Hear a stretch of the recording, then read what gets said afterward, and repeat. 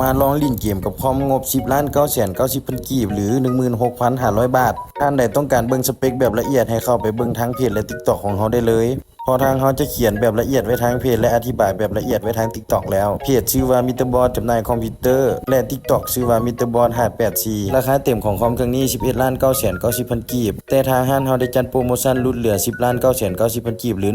16,500 บาทราคานี้ได้เฉพาะเคสคอมบ่รวมจอและอุปกรณ์สินค้าเป็นมือ1บวกมือ2ประกัน1เดือนเต็มมื้อนี้เราจะมาลองอยู่3เกม GTA V Cyberpunk 2077และ Far Cry 6มาถ้าติดตามนํกันว่าจะได้จากเฟรมถ้า3เกมนี้ลิ้นได้เกมอื่นก็ลิ้นได้สบายเพราะ3เกมนี้ก็ถือว่ากินสเปคพอสมควรในยุคปัจจุบันการตั้งค่าต่างๆของเกม GTA V เขาจะปรับเป็น Full HD มันก็เลย1080 Very High ทุกอย่างเฟรมเฉลี่ยที่อยู่ประมาณ110เฟรม120เฟรม130เฟรมอยู่ประมาณนี้อันนี้เป็นโหมดออฟไลน์เด้อถ้าลิ้นออนไลน์หรือไฟเอ็มเฟรมก็อาจจะลดลงหลายเติบเดี๋ยวเราจะมาอธิบายสเปคคร่าวๆไปนำ CPU ของคอมเครื่องนี้จะเป็น Intel Core i5 10400F 6 คอ12 เทรดแมมบอร์ด BC60M Socket 1200 Support Gen 10 71 RAM 16 GB DDR4 บัตร2666 16 GB 1แถวการ์ดจอ GTX 1660 Super 6 GB ต่อไปเราจะมาลองเกม Cyberpunk 2077การตั้งค่าต่างๆเราก็จะปรับเป็น Full HD 1920x1080คือเก่ากราฟิกต่างๆเขาจะปรับเป็นสูงสุดทั้งหมดเลยมาติดตามเฟรมเฉลี่ยน้ำกันว่าจะได้จากเฟรม SSD 256 GB Windows 10 Pro Hard Disk 1 TB หรือ 1,000 GB ไว้ลงเกมและโปรแกรม Power Supply 550 วัตต์เคสฝาข้างใส่พร้อมพัดลม RGB 6 ตัวระบายความร้อนของ CPU จะเป็นพัดลมเดิมจาก Intel เรื่องความร้อนของคอมเครื่องนี้หายห่วงได้เลยเพราะเขาจะเทสแบบละเอียดทุกครั้งก่อนลงขายเฟรมเฉลี่ยออกมาแล้วได้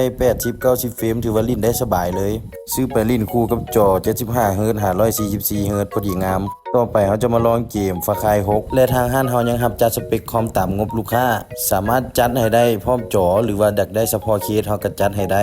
และจัดมือหนึ่งล้วนก็ได้มือหนึ่งบวกมือ2ก็ได้และหับเทิร์นคอมเก่าโทรศัพท์เก่าเกมเก่าโน้ตบุ๊กเก่าเอามาเทิร์นเอาคอมใหม่ได้และยังหับอนามัยคอมและอัปเกรดคอมนำอีกการตั้งค่าต่างๆของเกม Far Cry 6เขาก็จะปรับเป็นภาพ Full HD มันก็เลย1080คือเก่ากราฟิกต่างๆเขาก็จะปรับเป็นสูงสุดทั้งหมดมาถ้าติดตามเฟรมเฉลี่ยนํกันว่าจะได้จากเฟรมคอมนี้สามารถลิ้นได้ทุกเกมปรับกลางหาสูงในภาพ Full HD มันก็เลย